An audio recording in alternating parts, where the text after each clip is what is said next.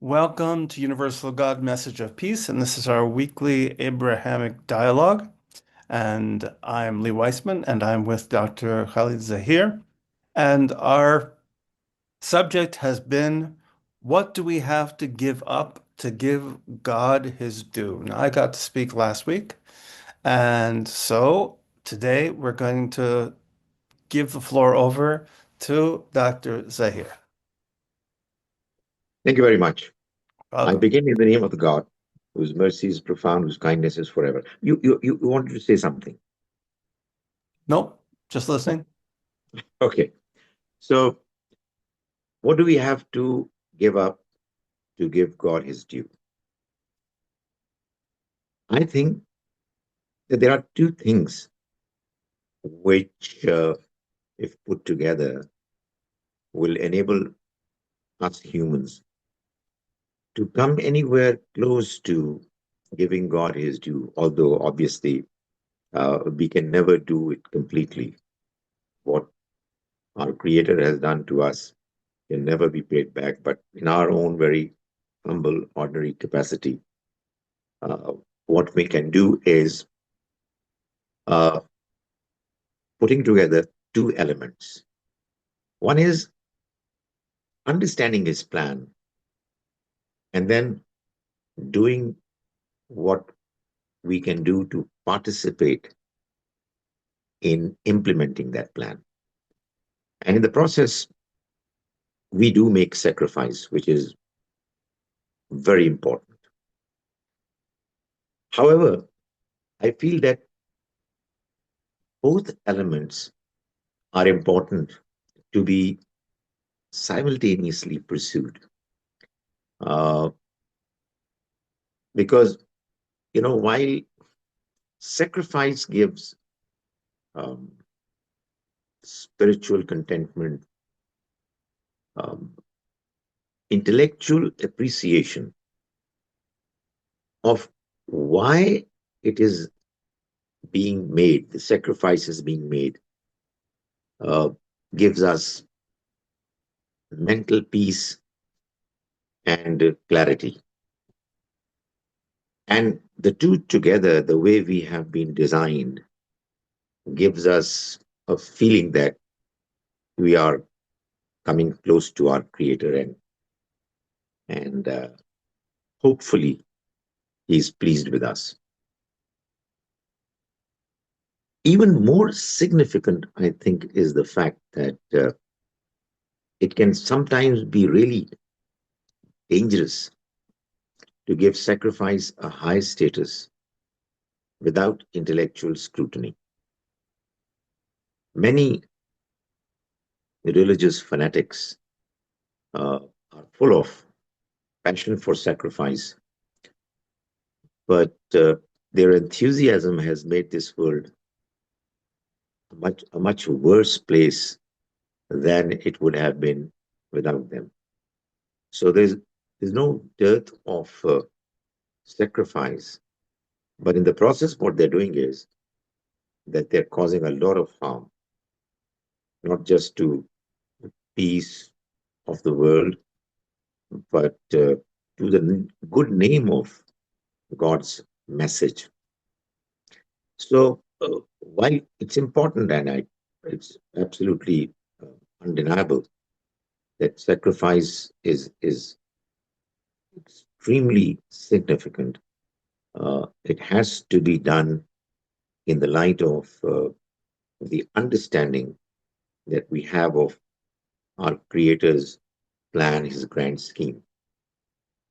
Uh, I think it's also important to appreciate that in order to please God, uh, one needs to sacrifice both worldly possessions as well as our opinions.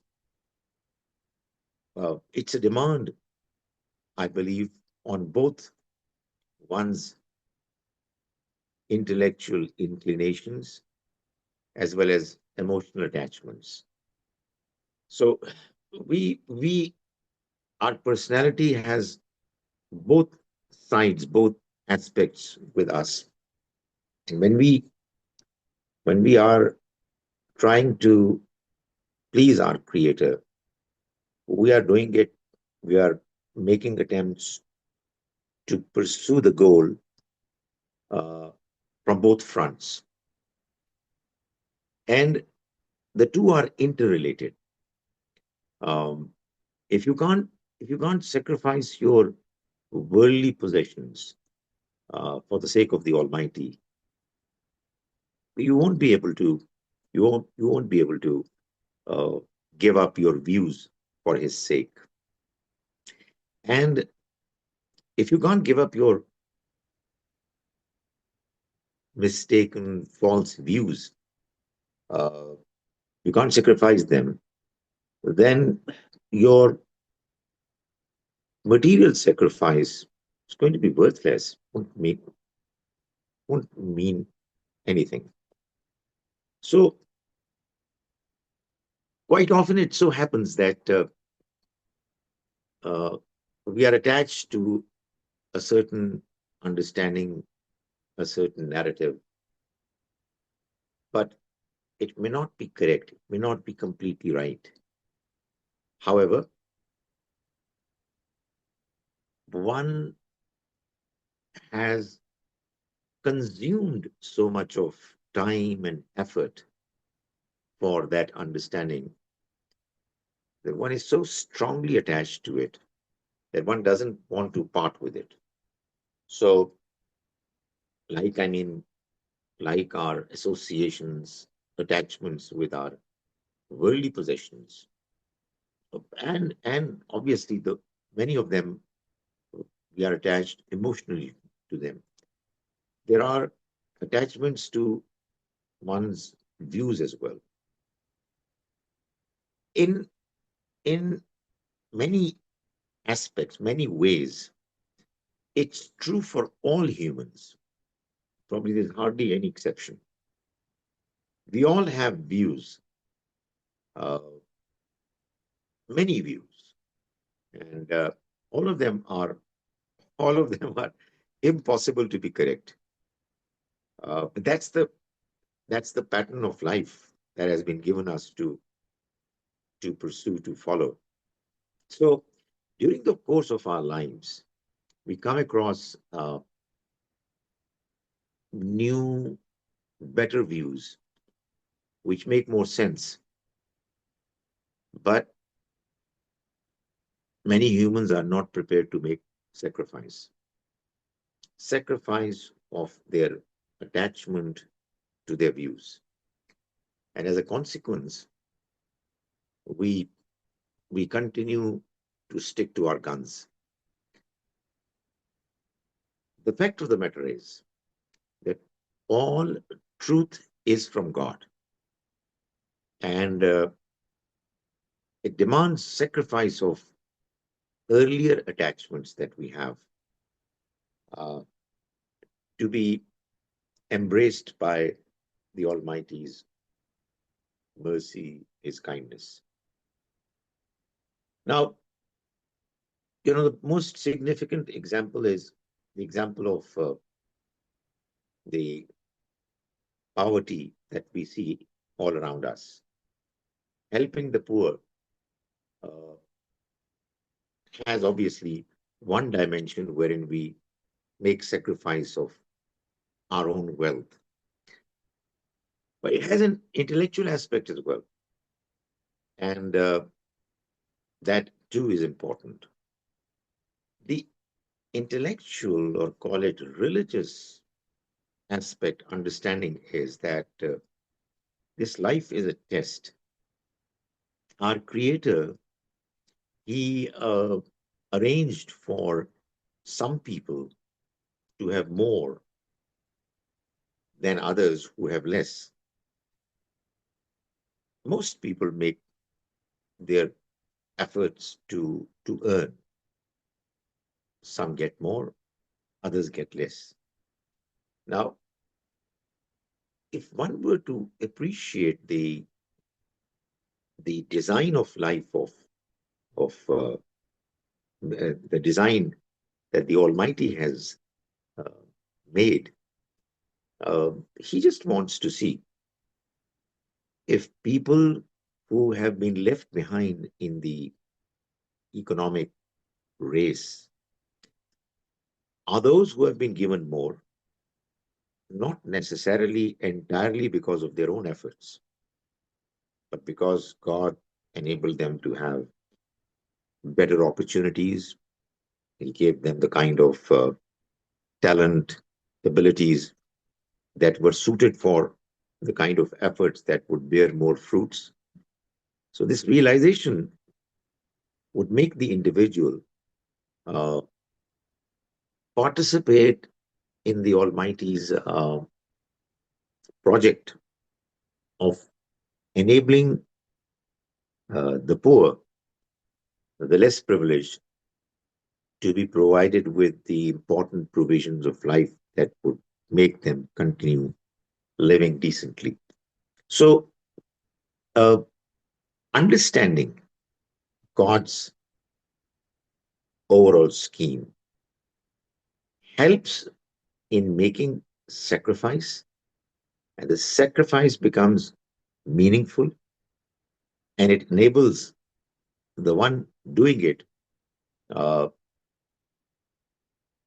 enables him to feel that he's coming close to the Creator and probably paying back uh, a little that he deserved.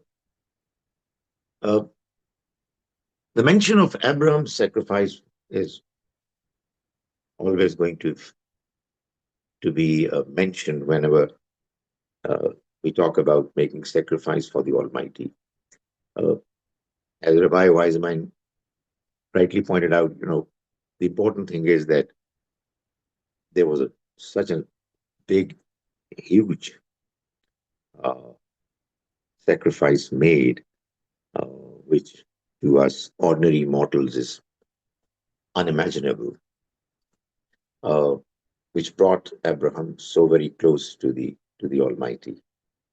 Uh, I just want to mention the other possible understanding of the same story, uh, which I kind of intellectually understand uh, what had happened, and I'll tell you, I'll mention why I'm saying it. Let me mention that first, because quite often when we talk about sacrifice and the supreme sacrifices made by the most outstanding of the humans, uh, and they are not, those sacrifices are not related to the the scheme of the Almighty, which I'm describing as the intellectual appreciation of what it actually was all about. Uh, it sometimes has its consequences. I mentioned about the consequences in the form of uh, religious fanatics doing what they sometimes do, imagining that they are making sacrifices to please their creator, but in the process, what they're doing is very unfortunate. There's a well-known writer, Karen Armstrong, who was at the beginning of her life, when she was young, she was a Christian nun. Then she turned to writing, and she writes about religious matters. Very uh, a prolific writer. She came to Pakistan and you know addressed our our people, urging them to always be peace loving, reminding the people of Muslims of Pakistan that your religion stands for peace, and obviously it's a message that uh, we all needed, we still need very badly. So I knew that the person who had invited her and hosted her entire trip, he uh, mentioned to me that Karen is no more a religious person, uh, and she might be a she might be a, still be a believer in God, but she has given up on uh, the organized religion. And he mentioned that her reason, according to him, this gentleman, her reason is that she could not understand why God could ask his son, ask his servant Abraham to sacrifice his son. Uh, I went when I was in London. I went to meet her, and she was very kind to accommodate me and allow me to meet her at her residence. And I made an attempt to explain something that I thought might help her understand. I'm not too sure whether I was able to do it properly or not, or whether it made any sense to her or not. Her response was uh, that what you said is interesting, but let me say what I said to her. Now, and this is obviously has to be a slightly different approach towards the same story. Uh, from our perspective, the Muslim perspective, uh, obviously it was Ishmael who was sacrificed, and the Almighty is saying, as is mentioned in Genesis, that you sacrifice, for Abraham, you sacrifice your only son, and go to the land of Moriah. Uh, so the understanding is that the Almighty, after the house of God, which we call Bethullah, and we believe that it's the Bethel, the house of God, it needed somebody to serve it, to take care of it. And God asked Abram that it has to be your son. So, when you see something in dream, uh, particularly the dreams of the prophets, they are real. They are God's way of communicating with them, one way of communicating with them.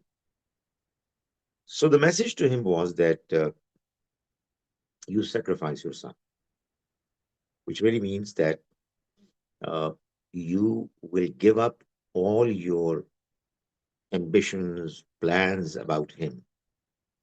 Uh, you've you've got your son and the next son after you know you had gone past the age when normally people have sons. So you cannot have any of your own plans for him. He will have to be sacrificed, that is metaphorically sacrificed, to remain in this place of wilderness where my house has been created. So you have to do it. So this is what he saw in his dream.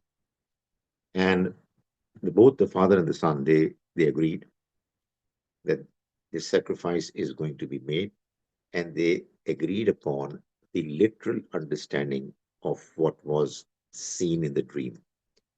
Uh, that literal understanding uh, could not, obviously, could not uh, come to its conclusion the way it was planned, because it was never a part of the Almighty's plan to actually ask a father to sacrifice his son.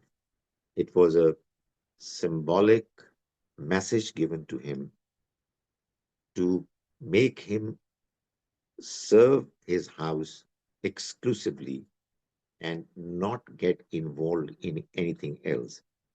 So that sacrifice was made, and obviously it became clear that it wasn't it wasn't understood in the literal sense. So what I'm saying is that you know, it's in the design of this life, the way the Almighty has created us, that this life is never going to be fair. It's never going to have all the elements of justice that one imagines there should be in life. And it has been done purposely to ensure that people contribute their uh, their bit in enabling as much justice to take place as is possible. In the process, they understand the Almighty's design, and in the process, they sacrifice and and are able to come closer to the Almighty. I'll just repeat at the end that if the understanding part of uh, the idea of making sacrifice is taken away, then we have already seen uh, many people doing things which are completely unacceptable and doing it apparently uh, from their point of view in a way that they are making sacrifice, but that is not what the will of the Almighty is. That is what I have to say. Thanks for your patience. It required no patience whatsoever. It's fascinating. Um, One of the things you said in the very beginning, I didn't want to forget it. uh, Talk about, what we owe God is really unlimited. I think that I all of I would say all of Jewish all of Judaism is really based on the idea of gratitude, right? Ultimately, everything that exists in the world is given to us by God, right? We didn't earn anything really, and and God had no reason to create a world and to create us, and He doesn't need us and doesn't need this world, and so everything is an act of generosity, right? Everything that God does is an act of generosity, and so everything that we have ever experienced, individually, collectively, and in every moment is a free gift. And so we have an endless bill, so to speak. So we're never really going to pay what we owe. No matter, the the gratitude, the need for gratitude is so great that maybe it can never be fulfilled.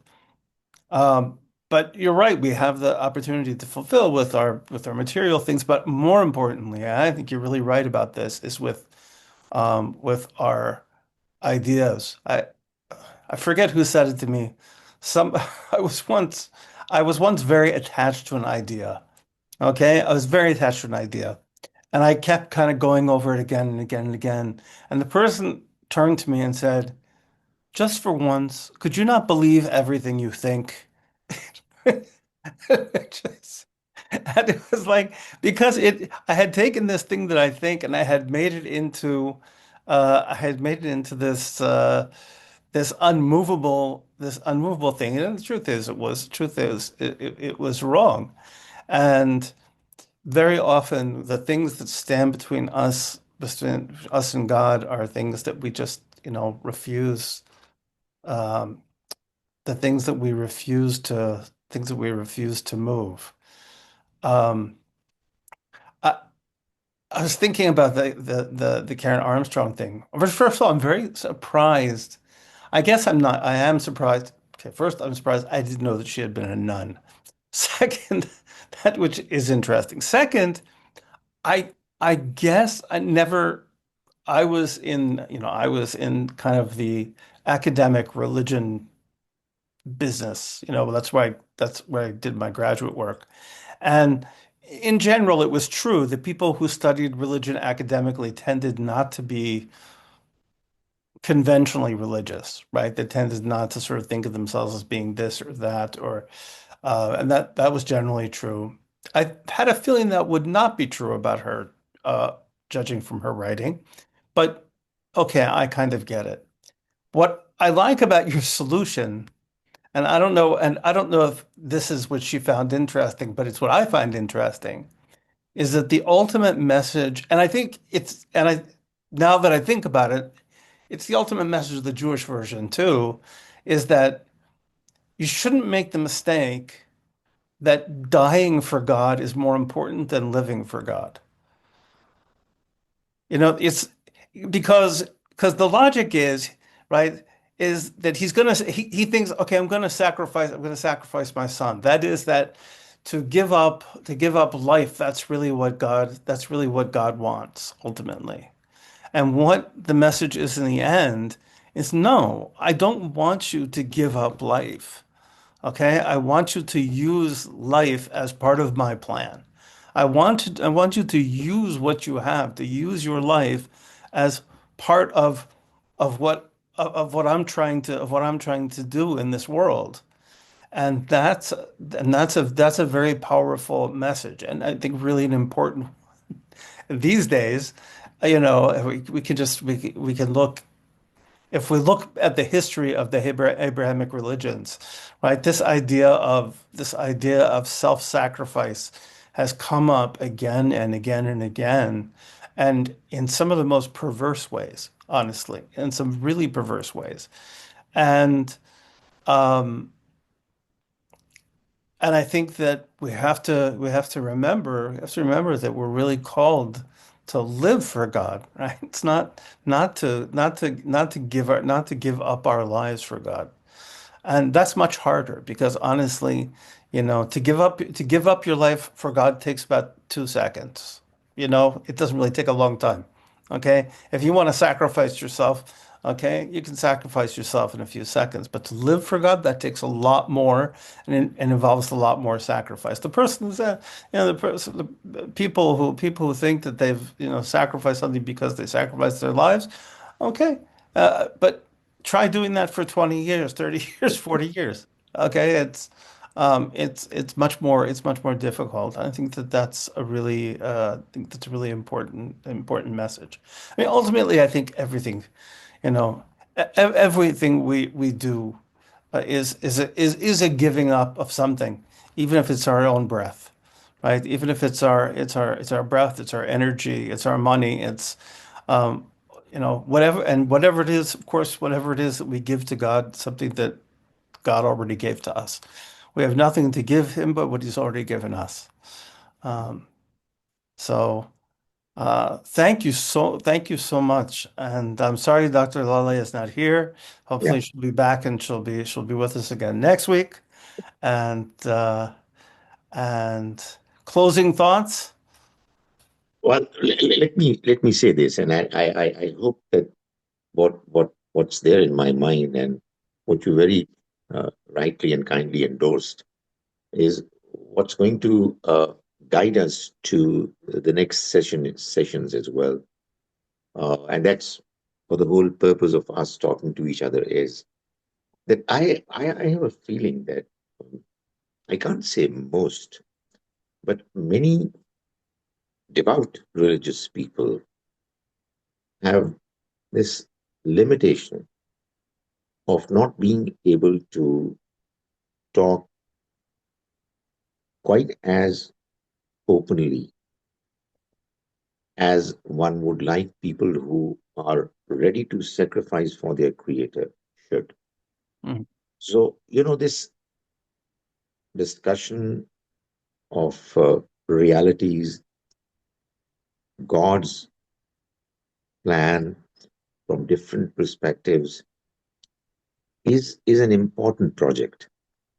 Uh, it must continue because, you know, when people are divided religiously, uh, it does create an impression that probably these are views, personal views of different groups. I am perfectly convinced that it's only when God's prophets come and they're physically present that they are able to make things absolutely clear. But I'm equally convinced that even in their absence, things can be much better than what they are right now. For sure. Yeah. For And sure. there, this effort must continue. Yeah, the effort to figure it out. There's not, you don't get, we say, it's not necessarily up to you to complete the work, but you don't get to give it up either. Are you going to be able Absolutely. to figure everything out perfectly? No. Do we have prophets we can ask the question of? No. But we can, but we were given, thank God, we were given seichel, we've been given akal, we have minds. Okay, we have minds, Yeah. and it's a sin maybe not to use them, and to use them to try to understand what this world is for. So, thank you for joining me in that Thank you. process, and Thank you very it's much. it's good to have a good partner, and Be'ezrat Hashem, please God, we'll get to drink tea together soon. I'm not visiting you in Canada during the winter. Just saying, okay, wait till spring, because nobody should live in Canada during the winter. That's all I can say. Absolutely. You people are crazy. That's all I can say. But in any case, other than that, it's a good time to be a Canadian. So, okay, I'll see you. I'll see you, inshallah, next week. Inshallah. Thank you very much. Thank you.